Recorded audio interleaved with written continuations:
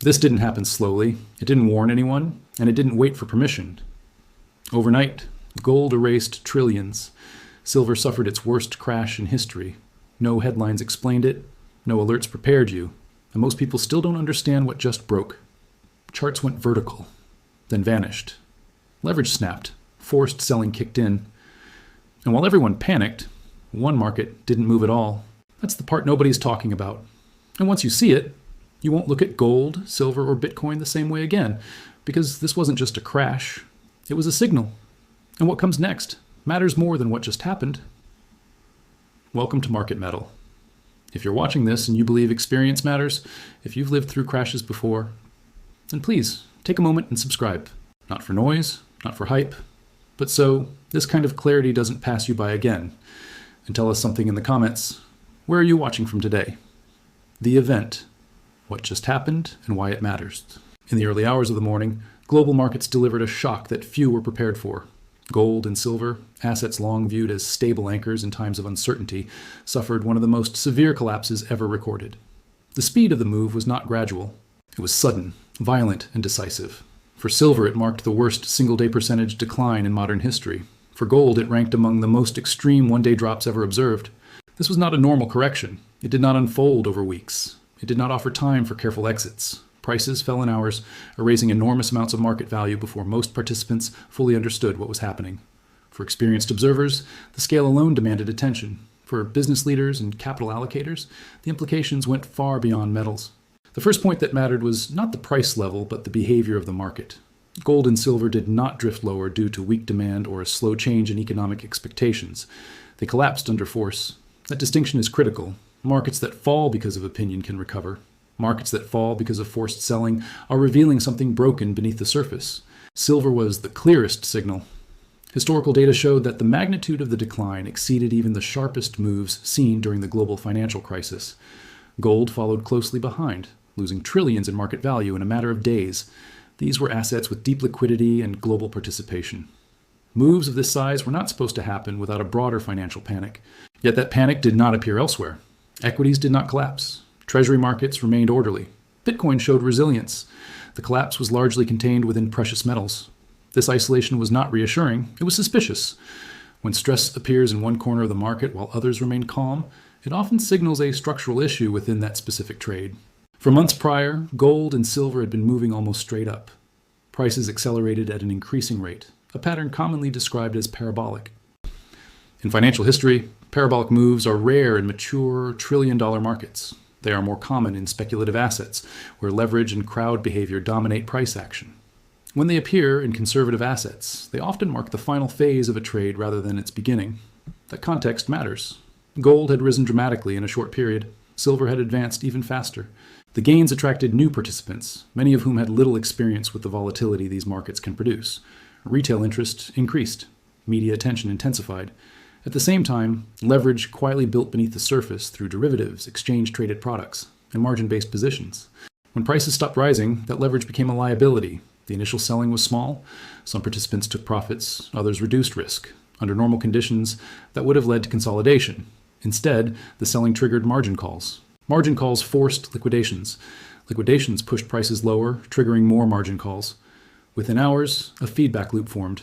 This was no longer a market reacting to information. It was a system reacting to pressure. The result was a collapse that looked irrational on the surface, but was entirely mechanical underneath. Why did this matter beyond gold and silver? Because events like this act as stress tests. They reveal how modern markets behave under strain.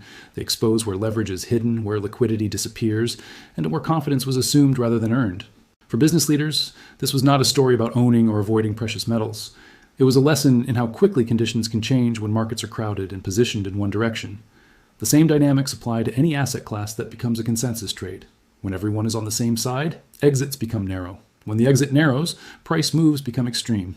This event also challenged a common assumption, that size equals safety. Gold is one of the largest financial assets in the world. Its market value recently rivaled that of major sovereign debt markets. Yet size did not prevent extreme volatility. Liquidity did not prevent disorder. In moments of forced behavior, even the deepest markets can break. Most importantly, the collapse raised a critical question that could not be ignored. If gold and silver had been rising as protection against economic instability, what did their sudden failure say about the stage of the cycle? Was this the beginning of a larger deflationary adjustment? Or was it the end of a crowded defensive trade, clearing the way for capital to move elsewhere? Those answers would not be found in headlines or price charts alone.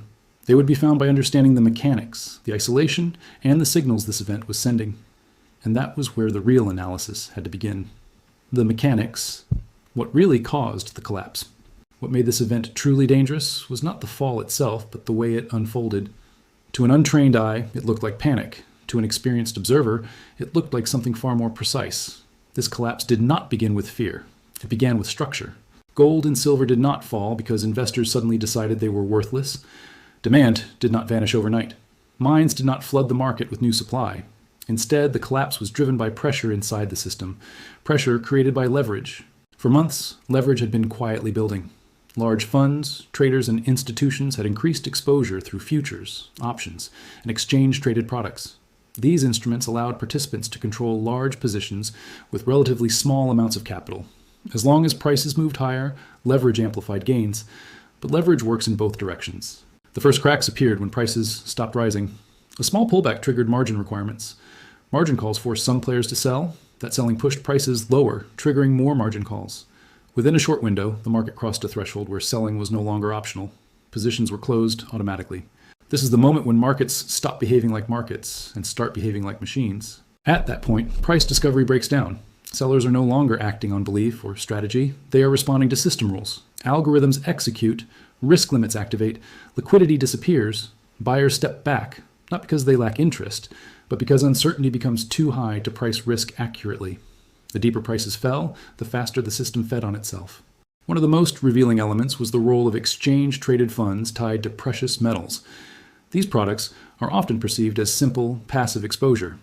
In reality, they are deeply connected to derivatives and authorized participants who must rebalance aggressively when volatility spikes. Now, when outflows accelerate, selling becomes mechanical and immediate.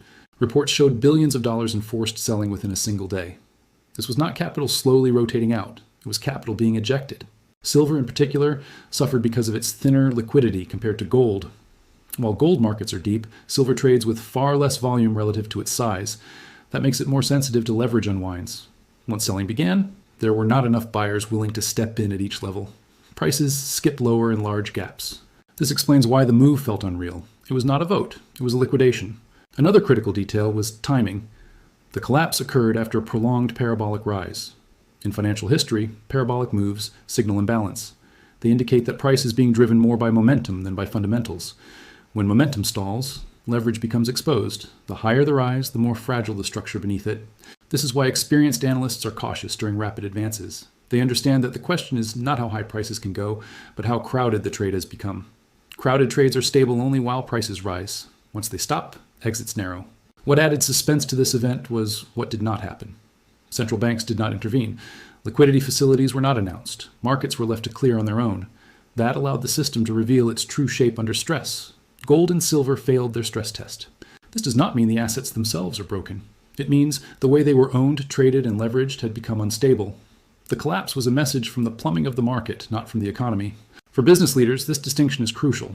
Most financial disasters do not begin with bad news. They begin with positioning. They begin when too much capital expresses the same view using the same tools. When that happens, even good assets can experience violent corrections. The suspense lies in what comes next. Leverage has been flushed, but confidence has not yet stabilized. Markets that unwind this way rarely bounce immediately. They search for balance. They test lower levels. They force participants to reassess assumptions. And perhaps the most unsettling realization is this. If an asset as large and trusted as gold can experience this kind of mechanical failure, then no market should be assumed immune. The collapse was not random. It followed rules. Those rules exist everywhere. The question now was not whether gold and silver would recover quickly. The real question was what this event revealed about where risk truly resides and which markets might be next to face their own moment of forced truth. The signal, why this collapse, was isolated. What made this event truly unsettling was not only how gold and silver collapsed, but where the collapse stopped. The damage did not spread the way most investors expected. There was no broad market panic, no synchronized sell-off, no rush for the exits across asset classes. The stress was contained. Equity markets remained relatively stable. Government bond markets continued to function normally. Even risk-oriented assets showed composure. Bitcoin, often criticized for its volatility, barely moved compared to the violence seen in precious metals. This was not how a systemic crisis behaves. That isolation changed the meaning of the event. When markets face genuine macro shocks, correlations rise. Assets fall together. Liquidity disappears everywhere at once. This time, that did not happen. The collapse respected boundaries. It stayed within the walls of a single trade. The trade was precious metals. This suggested something critical. The move was not driven by new information about the global economy. There was no sudden change in growth expectations, inflation forecasts, or monetary policy that justified such a concentrated response.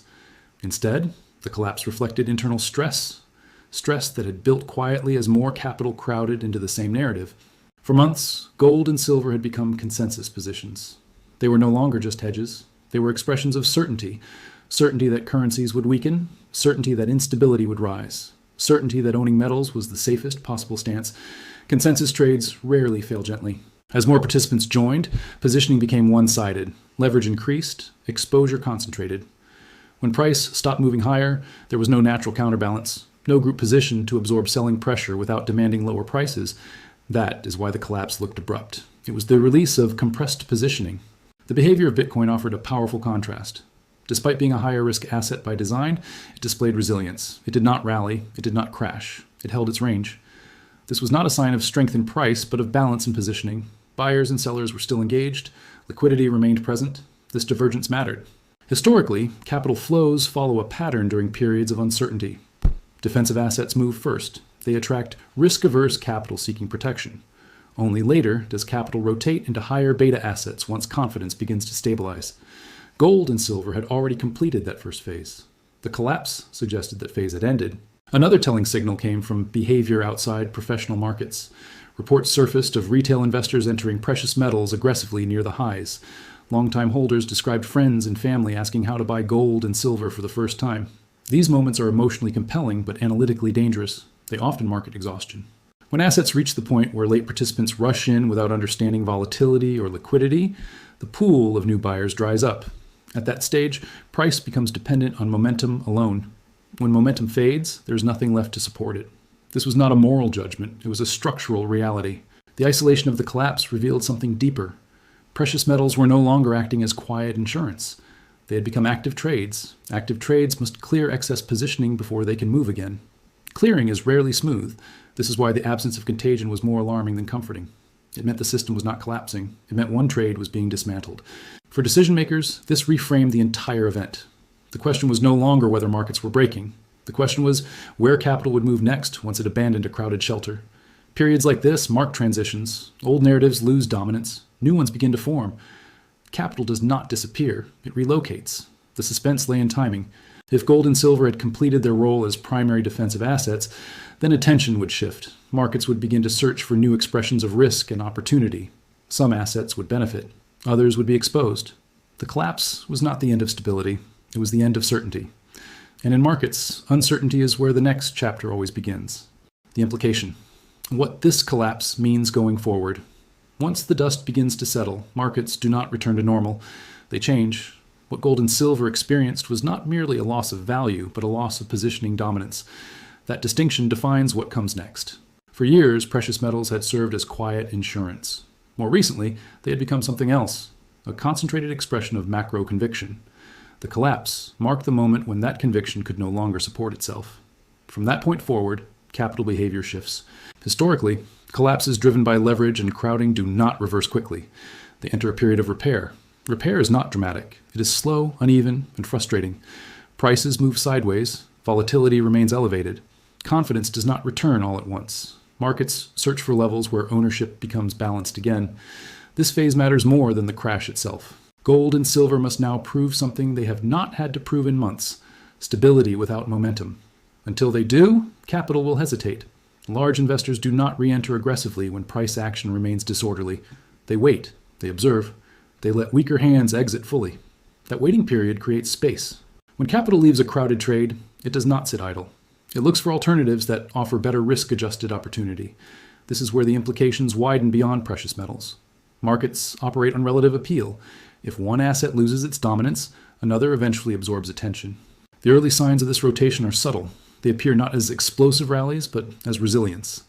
Assets that refuse to fall during stress often become the next destination. Stability becomes attractive when volatility has exhausted participants elsewhere. This is why the behavior of other markets during the collapse mattered so much.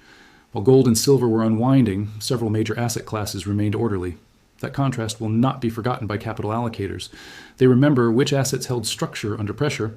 However, this does not guarantee a smooth transition. Rotations create new risks. Capital rarely moves cleanly from one trade to another. It probes, it tests, it withdraws, it re-enters. Volatility often migrates rather than disappears.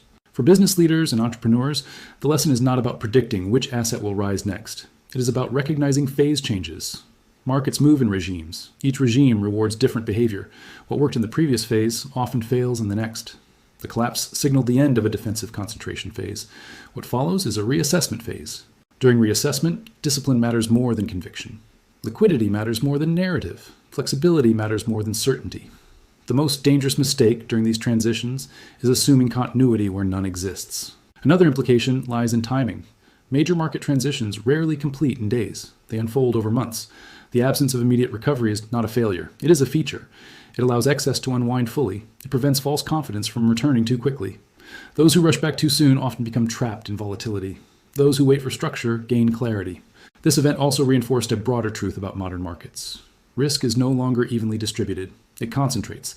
It hides inside popular trades. It grows quietly during periods of success. Then it reveals itself suddenly, without negotiation. Gold and silver revealed their hidden risk. That does not condemn them. It redefines them. The collapse forced a reset in expectations. It reminded markets that safety is not static. It must be earned repeatedly.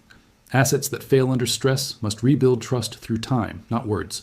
The most important implication, however, lies ahead. Capital has been released from a dominant trade. It will not remain unallocated. The next phase will not announce itself clearly. It will emerge through relative strength, quiet resilience, and gradual accumulation. Those watching only headlines will miss it. Those watching structure will see it forming. The collapse was not the conclusion of a story. It was the transition between chapters. And in markets, transitions are where the most consequential decisions are made.